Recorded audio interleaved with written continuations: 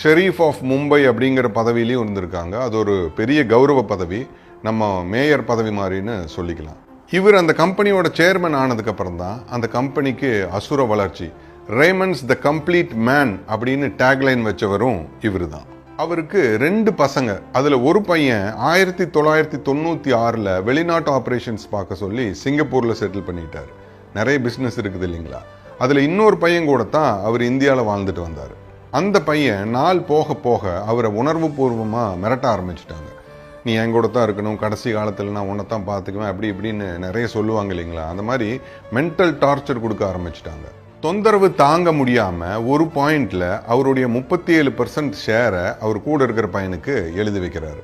கிட்டத்தட்ட 3000-4000 கோடி ரூபா வர்த்துள்ளது.